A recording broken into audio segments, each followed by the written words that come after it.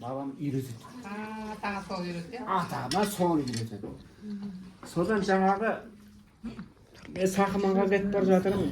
Bir ayağınız körde ata, bir ayağınız yerde. Siz енді Құран аяттарын білесіз, оқисыз ана араб баспасынан. Маған бір Құран аяттарын жазып берсеңіз деймін ғой жаңа. Сонда жаңа жазып береді. Анам түзеп алғандарым бар. Айтып кетеді. Сол мен айтамын, мынау аз, маған көбірек жазып бердім. Сол Ясин сүресін жазып беріп жатыр. Ясин сүресін жазып беріп жатқан кезде 7 мүминнен тұрады Ясин сүресі. Соның бірінші мүмин жазып беріп жатыр. Содан күледі. Ақсақал. Неге күлесіз деймін? Алланың құдіретін қарашы, кереметін қарашы дейді. Сенің бабаң мені сөйтіп емдеп алып барып, маған Құран үйретіп дұрыс қарап еді дейді. Құда болатынын білген ғой деймін дейді. Көрдіңіз бе? Ол қойтас адамдардың кішкене осындай қисық сөздері бар, күліп айналған. Сол құда болатынын білген ғой деймін, көрдіңіз бе? Соны енді ұрпағы менің алдыма келіп отыр дейді қайтадан. Жазбашын айтайын деймін. Ой Алла, сондай бір дүние. Сол үшін қасиетті жердің баласындар, ана кім деген Бөкен, Қарақұлып Бөкен, Роза деген бол, оның баласы Ерқат деген. Иә, Секушпен оқыды ма? Жақсы бала болған. Секушпен оқыған. Секуш та жақсы жүгірді, анау да жақсы жүгірді ғой, ғаламат жүгірді ғой ода. Содан жаңағы военчасты Курчатовта жаңағы 10 жыл қатарынан шаңғыдан бірінші орынды бермеді. Қандай сіз деймін ғой жаңағы, қалай сіз өкпеңіз қалай, денсаулығыңыз қалай? Аға, Көкбастаудың суын ішкен өкпем өшпейді менің дейді. Көкбастаудың суын мен басқа ешкім түсінбейді, мен түсінемін да. Біздің ауылдың тұмасынан ішкен бала суды. Өкпесі өшпейді, чаба береді. Тоқтамайды. Bir kitap yazı öyle dedi. Ау. Kitap yazı öyle dedi. Koy tosandan. Сіз саят жоқ, бар шығып жатыр. Ана Ағзанова Бақтапайдың несі тақпақ шығарады екен ғой. Ана Қасенді тәуірақ жазып жатыр ғой бәрін. Қайсы, иә, Қасым Тақпақтары. Қойтасы неше тұр. Сорпаңды қайталап жүр. Қайсы бір балалар айтып жатыр, бір қалам ұстасаңыз қолыңызға сөйтсеңіз деп оған енді қайтайын енді. Әйелім рұқсат бермейді.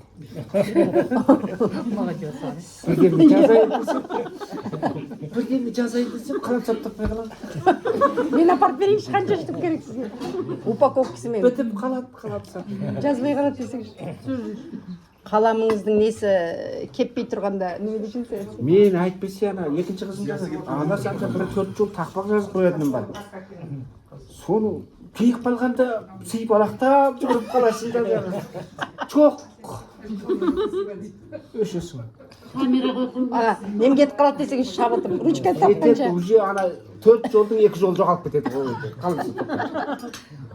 Қайрат дүние дейсіз. Одан ла иляха иллалла Мұхаммад Расулулла. Астағфиралла. Баяғыда апаларымыз астағфиралла дейді. Сол ауылда жаңағы кім? Қисары деген Қисары атаны көрдім мен. Соның кемпірі болған. Сотыр Қисары ата кім Чаукен ақсақал жаңағы тракторды істейді, арақ ішіп келеді, не қылады. Содан жаңағы Зарқымат әте жас келін сөйлейді, ұрсады еді. Постоянно ішіп келесіңіз, қит етсе деген сияқты ғой енді. Соны жаңағыдай әңгіме қылады. Сол кезде ана кісі отырып не қылады да жаңағы астағфиралла.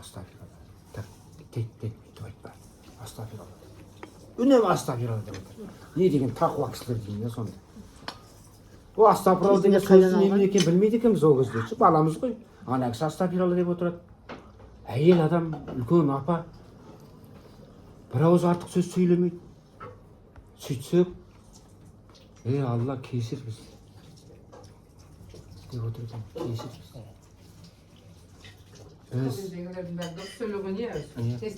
Информацияны қайдан алған жүрсің? Ол бәленің жаңағы тілден дейді ғой, 9-ы тілден дейді. Сөйтсек бұл тіл байқұс сүйреңдеп айта береді екен. Маған да санда Айжан мен сөйлеп жатқанда санынан қысып қалады. Айжан аяғынан басып қалады.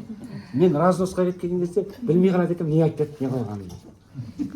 Қатты кетіп қалғанда, мына басады. Сен ана жерде артық кеттің дейді. Қашан десің? Мен адейін есіме түсіре алмай қайта ораламын ана записке. Сол жерде кетіп ғой деймін соны. Қайда оқыдыңыз аға?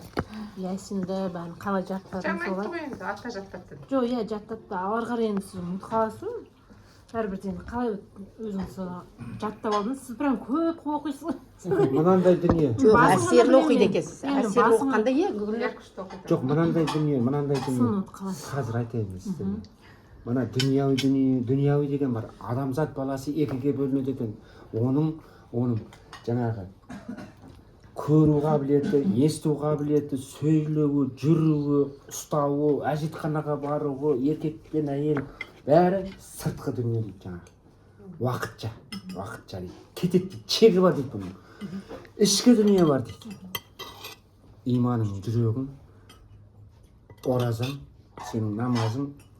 Енді осының ішінде жаттау мәселесінде оны мен жаттадым. Оқыр екен. Оянды ғой ішінен. Қач өлең нәрсе. Сіздің мынауыңыз оянған кезде мына баспен жаттаймыз, ән жаттаймыз, ананы жаттаймыз, мынаны жаттаймыз, бірақ ол ертең ұмытылып қалады да. Бір нәрседе Айжан тәйт деген кезде есімнен талай нәрсе шығып кетеді. Ал мына жүрекке бекіген нәрсе ол шықпайды. Қаудағы ең ғой. Мына жердегі. Ол енді действительно дұрыс айтасың. Өте ауыр нәрсе де жаңағы. Біз өйткені жаңағы 10 пәленің 9 тілден дедік. Тілмен әр нәрсені айта береміз. Соның ішінде мына адамзат баласына айтады, байқаңдар дейді сөйлегенде. Сендер сөйлеп отырып иманнан шығып кетпеңдер дейді. Сөйлеп отырғанда өзің білмейсің дейді да, бірақ бір нәрсені шариғатқа, Аллаға теріс келетін нәрсені айтып, діннен шығып кетпеңдер дейді. Сол үшін жаңағы күнде жатар кезде ақырғы сөздерің ла иляха иллалла Мұхаммаdur Расулулла деген болсын дейді. Ең ақырғы сөздеріңіз сол болсын дейді. Имандарыңды сөйтіп мына жүректе жаңалап отырыңдар дейді. Өйткені мынаның қағбадағы қара тас сияқты қараюы оңай дейді, жеңіл дейді жаңағы. Кіші нәрсеге қарая береді. Сол үшін бір нәрсені ақ көңіл адал ниетіңмен намазға тұрдыңыз, 5 уақыт Алла разылық үшін. Ораза ұстадыңыз, Алла разылық үшін. Жаңағы туыс жұрағатпен араластыңыз, Алла разылық үшін. Тамақты жедіңіз, Алла разылық үшін. Тәубә осыны жегізген. Жегізген Аллаға тәубә. Саған разымын осыны жегізіп отырған деп Аллаға үнемі шүкіршілігімізді айта берсек, бұл бәле қараймайды екен де. Содан кейін оқисыз, оқығаннан кейін жаңағы мынаған өзі автоматически жиналады. Содан өзің таңғаласың, мен қаяқта білемін мынаны.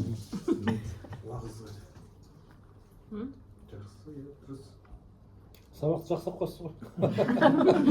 Соны айтып отыр ғой, именно сабақты жақсы оқығанға қарамайды, ана мимен емес жүрекпен жатталды деп айтып жатыр.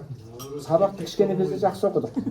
7-ші класста викторина дейді, математика сұрағынан 10-ші класс аралығында бірінші орын алмайсың ба? Уақыт болған айды енді де мен айтамын. Енді ана үлкен балалардан озып кетіп тұрмын ғой. Содан санақ бар, жаңағым бәріміз бар, оқымадық қой шіркін. Соқтық қой ойын, сайға түсіп. Ерсан тағымда осылай не болады, не? Күлдіріп. Бір тыныш отырмайсың отырғанда. Құрметтің жанында отырсаң. Ғаламат қой олар. Жолдастар келді әдейі баратын. Ана Садоқас құрмет ағам масқара, оның жанында чай ішалмайсың ғой. Санат құрметтерің, тіл деген Құдай сақтасын оларда. Жоға, құрмет ағам ағайды білмеймін. Кенжегүл әймен Ерсан тағаммен бірге жүрген білмеймін. Шегін қатып, комик, сөздері, тілдері. Құрмет ағам одан 5 асып жүрді, күлдіргісін. Иә. Етпепті мен. Сербиянкеде тұрды еу кісі. Масқара, чай ішкіздірмейді. Тұрады серебрянскіде. Ана Қасен ағамызға айтады дейді ғой. Өз шын айтасың, өтірік қойтастың адамдары бәрі осындай ма, шынымен дейді ғой бәрі. Мен айтамам ағасы. Өзің жазып, анау айтып, мынау айтып, жаза саласың деп Сен өзің ақын болғаннан кейін, не болғаннан кейін кітап жазады ғой ол кісі. Мұнаның бәрін өзің ойдан жазып қойған шығарсың дейді ғой, жоқ дейді. Тура осындай. Сола сондай қойтастың Күлдірді ғой, адамдар. қойтастың адамына. Сода жаңағы қойтасқа айтады, алып бара, ертіп апарам қойтасқа. Бірінші үйге чек деп тұрған, бірінші үйге кіргіземін дейді ғой. Сол жерден ақша білесіңдер. Айдап алып барады жаңағы, мына жақ темкаға кіргізбей, темкаға кірсе башы жақсы. Құмар Мараттікіне кіргізеді ғой. Ойбай, ол кісі. Тоже күлдіргі ғой. Кәдір. Немеге келдің деген ғой. Ол бітті анау бітіпті. Ол кісі де кәмеле кісі. Иә. Шеге төрінде Сәния бар ғой. Сол айтады ғой, ана қой тастың жаман адамның өзінің бір жақсылығы бар. Бәрі көмек қой. Солардың басын бір қосса, е? Шетінен әнші, шетінен сөзшің, шетінен көмек. Жылқы сойып жатыр бейбіттігінде әміреніп. Жаңағы сөйлемейтін бейбіт жаңағы Кенжеқан мен Бағзаданың ұлы. Үндемейді. Мектепте істейді. Иә, қазір де тұрады. Соны жылқы сойып жатыр. Нағымбек, Борка, ағаларының бәрі сол сойысып жатыр. Жылқының аяғы шала байланып шешіліп кетті. Аяғы Нағымбек теуіп былай сілкіген кезде Нағымбек сол аяқтың несі бекпенімен сайға домалап ұшып кетті. Бетін сырып кетті. Шолып қалды ғой бәрі. Қан. Енді Нағымбек жаңа жығылып сайға домалап кетті да сайдан енді бесін кесте жиып не болып қалды деп тәлтіреңдеп шығып келе жатыр ғой. Бейбіт алдында тұр. Бірінші тайым бітті күлерім үміт жыларым Бірінші тайым бітті. ана түк сөйлемейтін кісі сөйтіп істеп тұр. Жастарына дейін солай десеңші. Солай. Кіммен жасты ғой? Секуштың астасы ғой. Мен білем, Өйткені оның бәрі біледі, сойды магазин бар ғой. Иә. Сол үшін бәрі біледі оны. Папасы ұқсап барады, е, тура. Папасын ұқсап барады, иә. Папасы да көп сөйлемейтін кісі еді ғой өзі. Енді үші қойып сөйлеп жатыр. Әдей жазып жатыр, естелік болады. Сіз қарамаңыз, ол сөйлеп жазып жатқан жоқ. Мен шошитыным сөйлеп отырып, мен де пендемін ғой. Бірдемен Бұра сөйлеген, күлгенге жақсы ғой, айта беріңіз, елдің бәрі күлсін. Бірдеме айтып жаңағы Сіздер екеуіңіз ең күшті пар болып еңіздер ғой, е? Қойтасыздар. Сіздер. Оқиын жақсы сұлу қыз болған, иә? Қазір де сұлу ғой. тиктокқа шығасың анда мен. Жібереміз сосын өзіңізге. Үлкен апай бар, Марал. Ол вообще әдемі болған. Сурет болатын. Жаңа автобустан түсіп кетіп жатқанда біз сығалап қарап жатырмыз ол кісіні. Аппақ, әдемі. Ол апа сияқты еді түрі оның, апаға ұқсаған, мамасына ұқсаған. Әдемі. Сізді әдемі болды ғой картигенде де. Апа, картиген чаппақ әдемі. Күшті киініп ап, түп-түзу жүреді. Майсы түп-түзу жүреді, нақышта. Мамалар. Бұл дүниеде Құдай жалғыз, мен жалғыз деп жүретін сол кісі. Апашка ма? Содан айтамын да, ой Алла, сонда туған туыс жоқ па бұл кісінің. Қалай деп. Мен де өздеріңдей жас болдым, мен де мас болдым деген сияқты. Білмеймін ғой, бір нәрсені білгім керек. Енді мына апа, енем. Жалғыз, Құдай жалғыз, мен жалғыз дейді.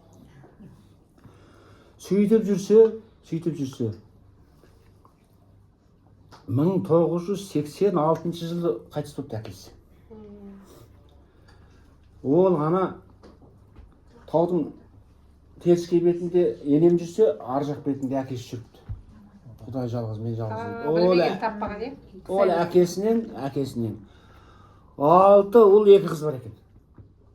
Қайта кетті. Бірақ екінші әйелімен.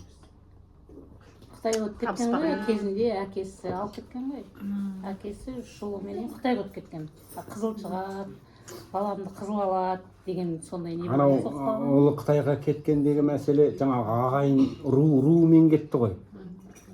Ел болып кетті, руымен кетті. Біреулер біліп кетті, біреулер білмей кетті. Түк білмейді, ағайындарын қимайды, бірге кетті. Сөйтіп кеткен кезде жаңағы менің енемнің әкесі Саруәли кетеді де жаңағы шешесі кетпей қалады. 2 баласымен қалды. 2 қызымен. Күлсәрі, Бисәрі деген 2 қызы қалып қояды. Күлсәрі, Бисәрі. Бізде Күлшеке дейді енемізде. Ол Күлсәрі аты. Содан жаңағы қалып қояды 2 қызбен. Сонда Күлсәрі менің енем 3 жасында қапты. Бисәрісі емшекте қапты. Көрдіңіз бе? Содан ана 2-3 рет келеді Сарыуәли жаңағы келіншегімен баласы қыз алып қайтқай 2-3 рет келеді, бірақ бармай қойды. Өйткені әке шешесі кәрі болады да, әке шешем көмусіз қалады деп тастап кете алмайды. Содан қалып қояды. Содан енді келмейтін болғаннан кейін 7 жыл тосады аншыққа бар. 7 жыл тосады. 7 жылдан кейін ағайындары басқа бір әйел әпереді. Содан 6 бала, 2 қыз туады. Содан жаңағы мына жақта ана әйел 2 қызымен қалды. Біреу емшек. Енді ол НКВД-ның кісілері сен қашқынның әйелісің деп сұраққа айдайды күршімге. Сонан 3 жасар қызды ертіп жүре алмайды ғой. Сол көршілерге анда-мында тастап кетеді де, жаңағы нағашы апасы тастап кетеді де, ана емшекте қызды бірге алып жүргенде екеуіне бірдей суық өтіп, олар содан екеуі қайтыс болады. Енді ана менің енем жетім қалды. Содан айтады екен ғой. Иә, содан нағашы апасында өсіп. Нағашы апасында өсіп, содан өсіп келіп, енді Аржан сен айтасың ба? Содан ана келе жатып жолын ортасынан екінші балалармен танысты ма? Иә, Қытайда. Жоқ, ана қойты ғой, қойтының қызы ғой. Қойты. Соның бұл тұрмысқа шығады ана Мейіржанның әкесіне. Оның алдында неге шығады? Сонымен ана Бір жігітке шығады, ол соғысқа кетеді. Соғысқа кеткенде одан жаңағы туады. Кім? Айтшы. Мырзағали ағасы туады, ол әскерде, әскерден келгенде машина қағып кетіп бартоймайды. Осы қойдасы мәдениені қайтыс болады. баяғыда есімді айтыңыз. Иә. Оны соғысқа кетіп өлді деген кезде ол өлмепті. Қара қаз дегенде. Ол артынан іздеп келеді. Көрдіңіз бе? Келген кезде Ғой, Қытайда айтсақ. сен лақ кеттің бе? Жоқ. Бәрін айтқым келеді, білемін бәрін қайтамын. Соны жаңағы жерде қайтыс болып кетті, анау бала жетім қалды, қыз бала жетім қалғаннан кейін ол қойтылар өздері ағайындар көтеріп алады ғой, Құрманғали. Ағайынның інісі ғой. Иә. Көтеріп алады. Содан көтеріп алады, сонымен қояды, сонымен. Сөйледі өседі, қалды. Содан 2006 жыл болады. 2006 жыл болады. 2006 жыл болған кезде оралмандар көшіп келіп кіріп жатыр Қазақстанға. Сол кезде басы бісмілләсі. Содан жаңағы мынаның сол жақтағы жаңағы енеміздің бауыры туған, екінші әйелден туған үлкен бауыры 49 жылғы Мамырбек деген сол іздеп шығады. Іздеп шыққан себебі оның мына жақта жаңағы мына Құрманғалидың үлкен баласы Қытайда тұрған кезде сонда өтіп кеткен. Соның қызы Алматыдан келіп Екі оқиды. қыз келіп еді ғой. Алматыдан оқиды. Алматыдан оқиды да Қойтасқа Құрманғали қойтыларды іздеп амандасқай келеді. Сол кезде енеміз шешеміз барады да 3 бу хат жазып береді ғой. Менің әкем Сарыуәли сонда қалып еді. Соны сенің әкең біле ме? Деп. Сарыуәли деген естуім бар. Мен әкеме апарып берейін деп жаңағы хатты алып Қытайға жаңағы неге барған кезде демалысқа. Әкесінің қолына береді. Екеуіміздің арасы 1000 шақырым дейді. Ана Алтайда тұрса, ана Қобықта тұрады. Содан жаңағы хатты қолына жеткізем дегенше 2 жыл өтеді. Жентір болады, бір жер оқылады, бір жер оқылмайды. Соны алғаннан кейін байыз тауып отыра алмадым дейді. Өйткені Сарыуәли әкесі ана үлкен ұлына, ұлына айтып кетіпті. Сенің елдің арасы жақсы болатын болса, сенің 2 әпекең бар елде. Іздеп табу алу сенің міндетіңді. Тапсырам саған деген аман. Содан сөйтіп айтқаннан кейін елдің арасы жақсы болып жатыр. Қатты алғаннан кейін отыра алмай жаңағы бір жолдасын ертіп алады да, ол Зайсанға келіп қойыпты. Жолдасы. Қараталда отырады екен. Сіләмбек деген. Сол Сіләмбекті ертіп алады да, Зайсанға келіп, екеуі айдатып отырып Қойтасқа келеді. Таксимен. Қойтасқа келеді да, Күлсары деп сұрайды, ешкім танымайды. Білмейді. Ол кезде мұхандар Мәдине апай. Ашу бар. Мәдине апай осында. Содан енді ана сұрайды, Қытайдан келген біреу бар ма дейді. Қытайдан келген ол кезде ешкім жоқ. Мәдине апай бар. Олар Қытайдан келген ғой. Содан жаңағы сол үйін көрсетті, Мұханның үйінде ол кісі. Рақыт қайтыс болған Мұханның үйінде. Соны аппарат ол кісі қайдан таниды? Қытайдан келген рас, өзі апа болып отыр. Яндағы Күлшекет десе бәрі біліп тұр ғой енді. бірақ оны білмеймін, Күлсәрі деп іздеп жүр. Күлсәрі дейді, жоқ ондай кісі білмеймін, болған жоқ бізде. Сөйтіп отырған кезде енді ана кісінің бас істеп кетеді да, қойды сүйегінен біреу бар ма ауылда дейді, ұруынан біреу бар ма? Ой, Қабылбек ақсақал, Құрманғали, әне Қазбектің үйінде отыр. Қазбек ол кезде жарықтық неде, Қойтаста аталарының үйінде отырған. Содан жаңағы жерде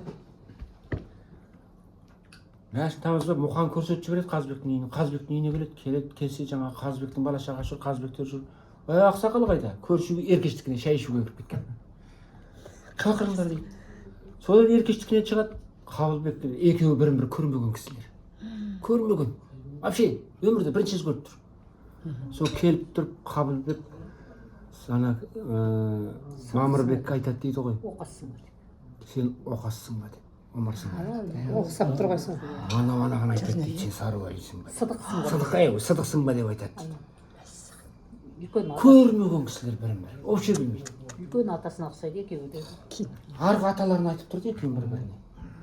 Содан ойбай бауырым деп құшақтасып, чай. Ой, тоқтай тұр, менің әпекем бар ма? Тірі әпекем бар. Ол қайдан чай тамақ жүрмейді.